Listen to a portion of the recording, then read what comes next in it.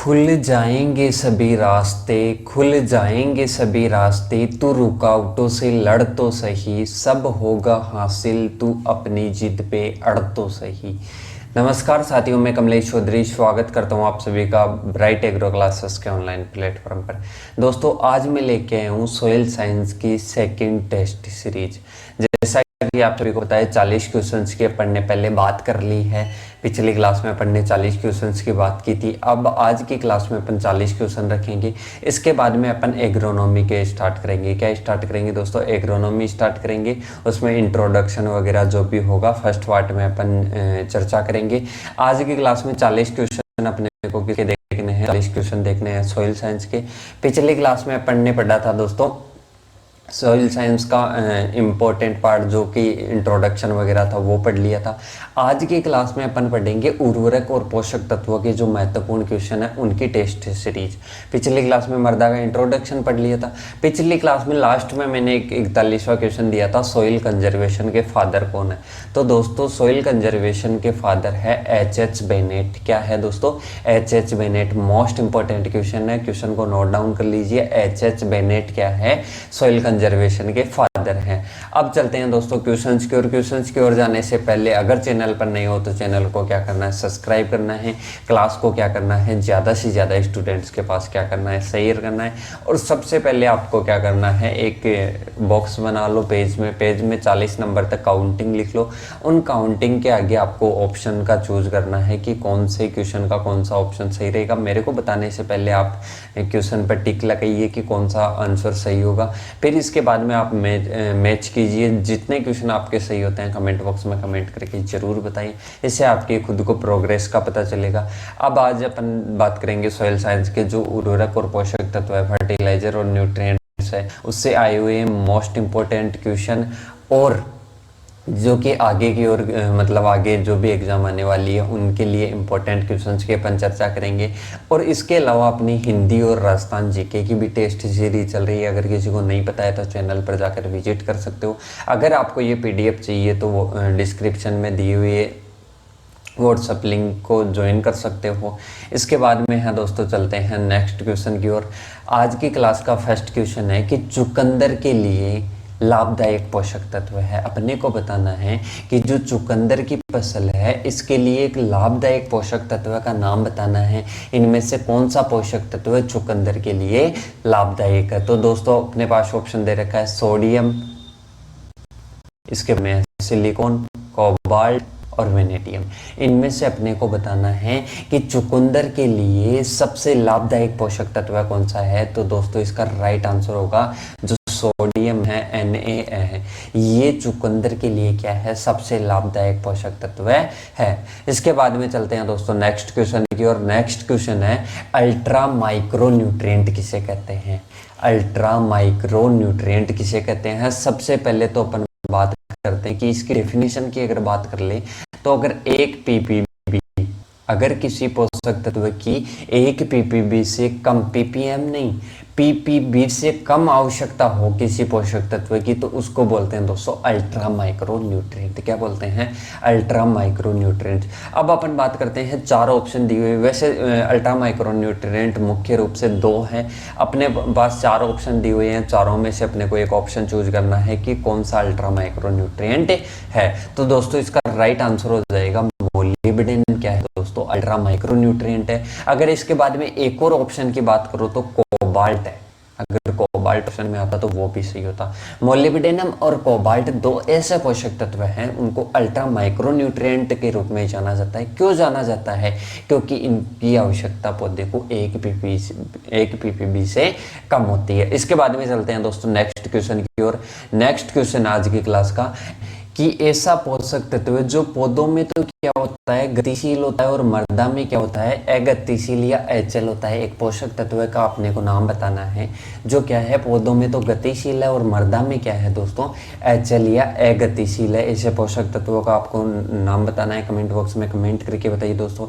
इसका right answer होगा phosphorus. क्या होगा दोस्तों? जो फास्फोरस है, फास्फोरस पौधों में तो क्या होता है?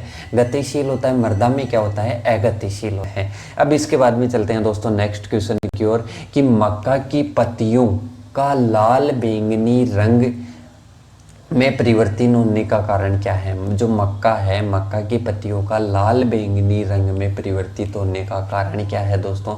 इसका राइट आंसर कमेंट बॉक्स में कमेंट करके बताइए।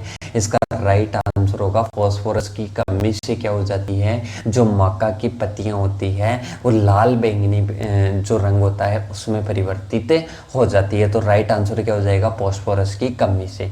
इसके बाद में चलते हैं दोस्तों नेक्स्ट क्वेश्चन की ओर। नेक्स्ट क्वेश्चन है, पौधों में नाइट्रोजन को किस रूप में ग्रहण करते हैं? जो पौधे हैं वो नाइट्रोजन को किस रूप में ग्रहण करते हैं? प्राप्य रूप क्या है पौधों का नाइट्रोजन लेने का? तो दोस्तों इसका आंसर हो जाएगा एक तो NO3 माइनस, एक क्या हो जाएगा NH4 प्लस, मतलब ए और से यहाँ पर आप राइट करना। ए और से दोनों ऑप्शन आ जाएंगे। एक तो किस में लेते हैं, ये लेते हैं एक तो NO3 के रूप में, एक इसके रूप में लेते हैं NH4 के रूप में ग्रहण करते हैं।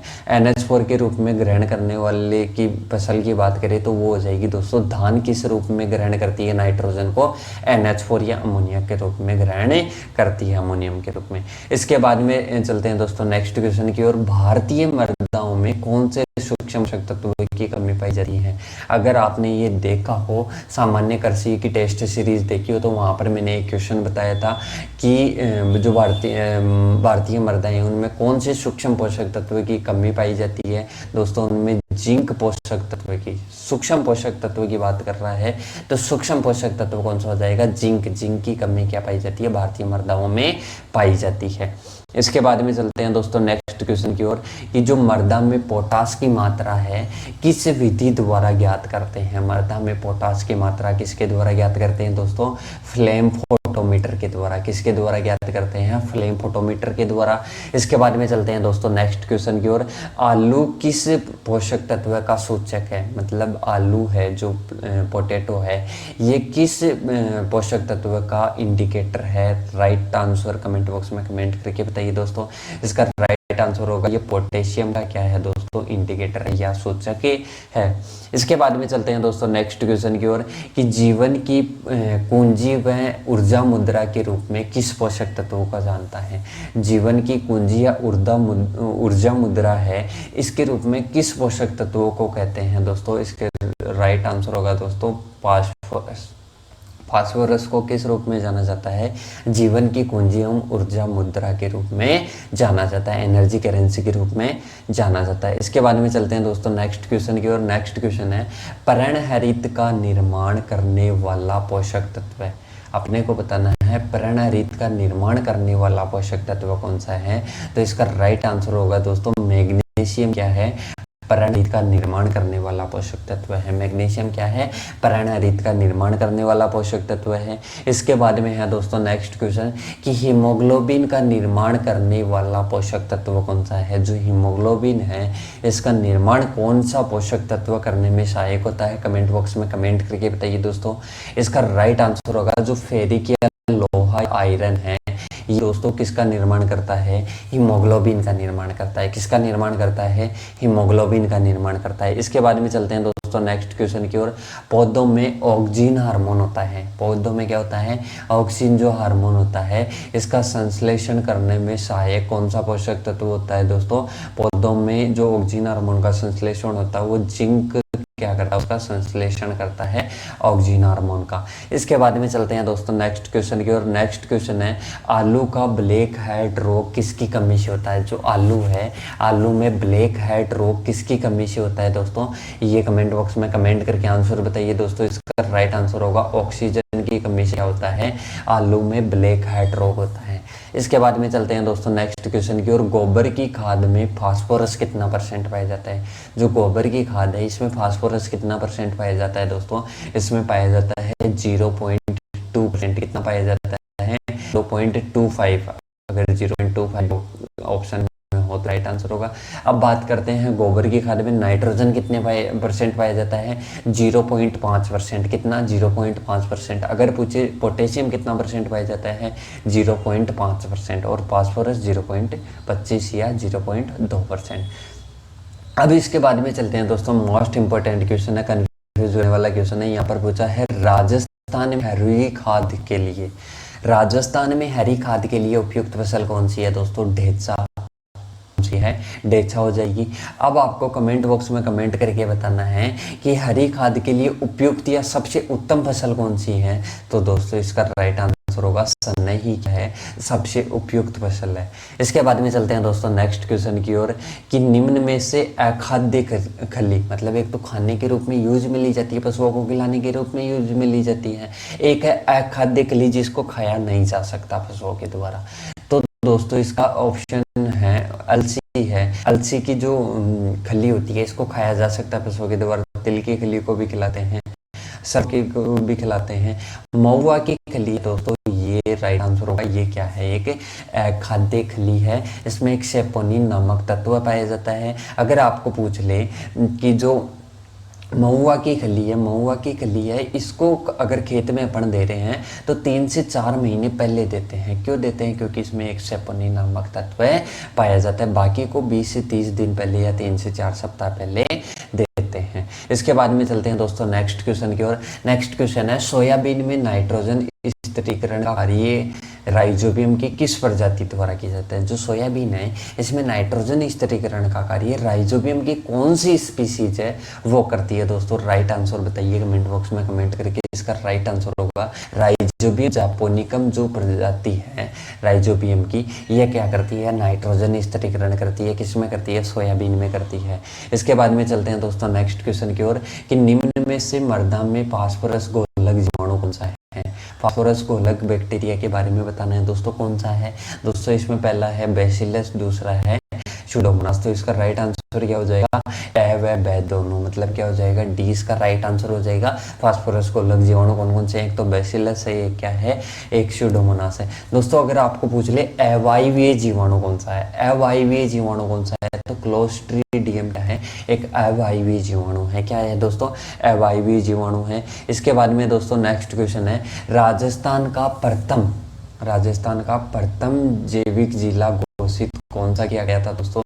ये किया गया था डूंगरपुर। कौन सा आएगा दोस्तों, इसमें राइट आंसर होगा डूंगरपुर। अब इसके बाद में चलते हैं दोस्तों नेक्स्ट क्वेश्चन। अगर आपको पूछ ले जो जैविक कृषि का जो अनुसंधान केंद्र है उसका जो हेडक्वार्टर है वो कहाँ पर स्थित है, तो दोस्तों गाजियाबाद उत्तर प्रदेश में है।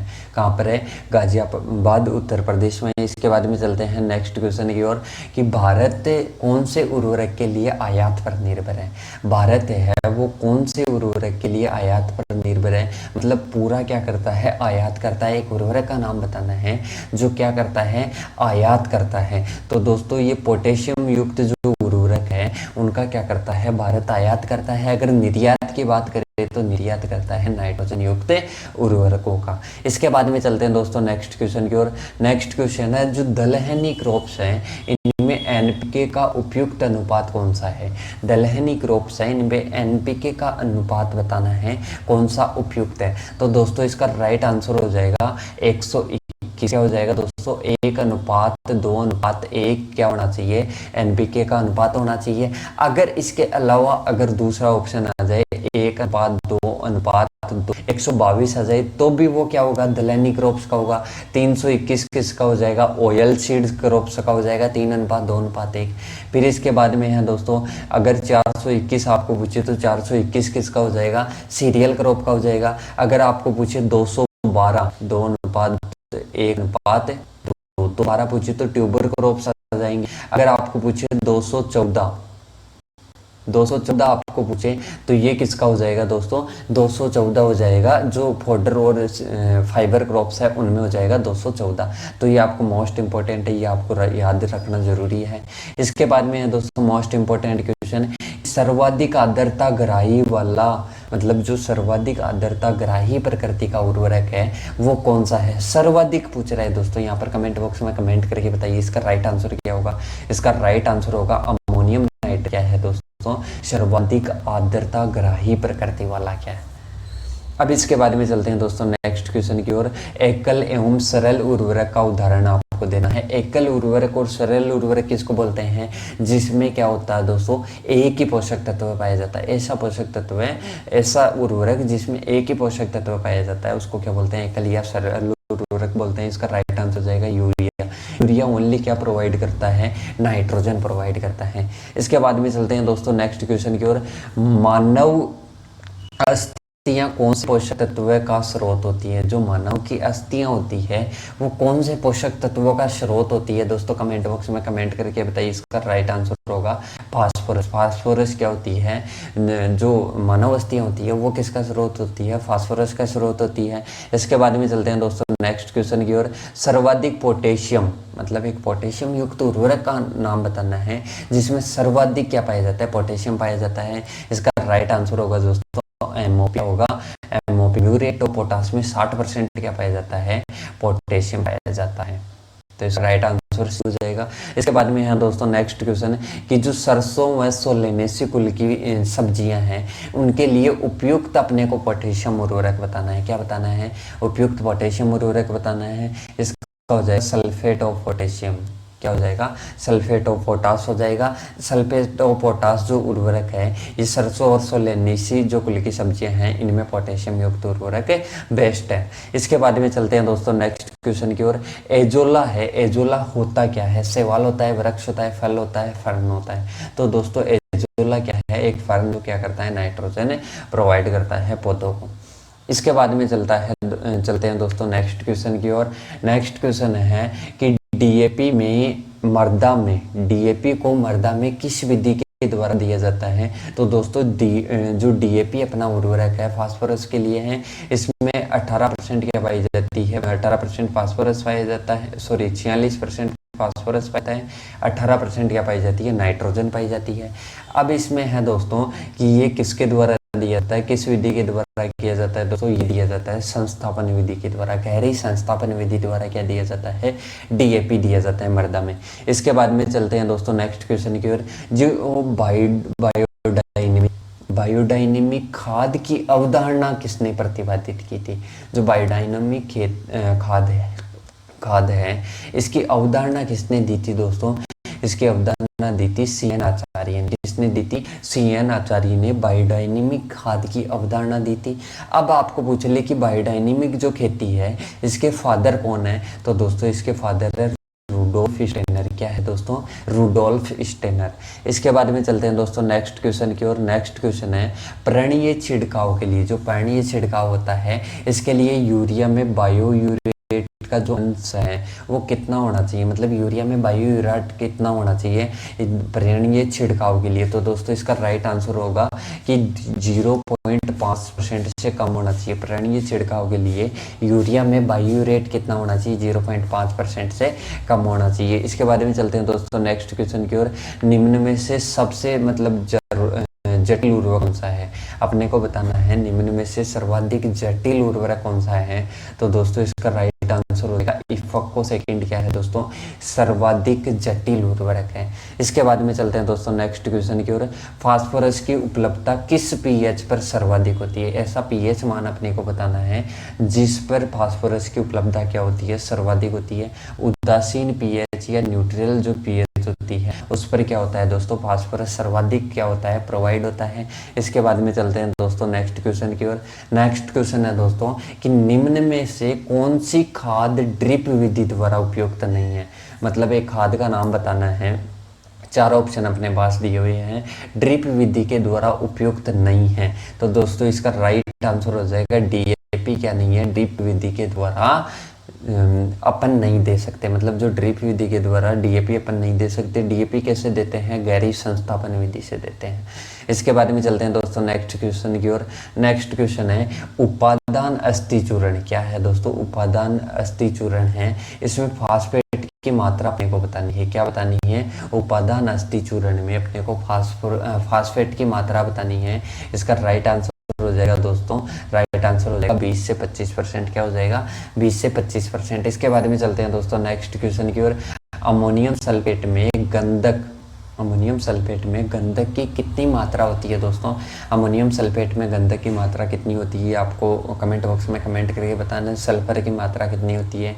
इसका राइट आंसर होगा दोस्तों 23.7%। क्या हो जाएगा? 23.7%। इसके बाद में चलते हैं दोस्तों नेक्स्ट क्वेश्चन की ओर। नेक्स्ट क्वेश्चन है निम्न में से कौन से उर्वरक का उत्पादन भारत में नहीं होता? एक आपको उर्वरक का नाम बताना है जिसका उत्पादन भारत में नहीं होता, वो आयात पर निर्भर होता है। ये क्वेश्चन इनडायरेक्ट रूप से वैसे मैंने पहले करवा रखा है। इसका राइट आंसर होगा दोस्तों एमओपी क्या नहीं है? MOP भारत में उत्पादित नहीं होता है। इसके बाद में चलते हैं दोस्तों नेक्स्ट क्वेश्चन की ओर कि मिट्टी में बिना मिट्टी के बिना पौधे को उगाना क्या कहलाता है दोस्तों? हाइड्रोपोनिक्स।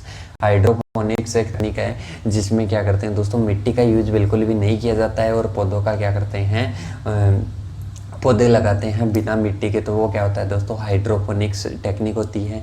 इसके बाद में दोस्तों एक ऐसी अवस्था आपको बतानी है जो फसलों को और अधिक पोषक तत्वों की आवश्यकता होती है। मतलब फसलों को क्या होती है, और अधिक पोषक तत्वों की आवश्यकता होती है, लेकिन फसल में किसी भी प्रकार की पोषक तत्व की कमी के लक्षण नहीं दिखाई देते। मतलब क्या होता है दोस्तों, एक फसल है, फसल को और अधिक पोषक तत्वों की आवश्यकता होती है, मतलब उसको रिक्वायरमेंट होती है, पर उसमें क्या नहीं होता, पोषक तत्वों की कमी के लक्षण दिखाई नहीं देते। तो इसको क्या बोलते हैं दोस्तों? छिपी भूख बोलते हैं। क्या बोलते हैं?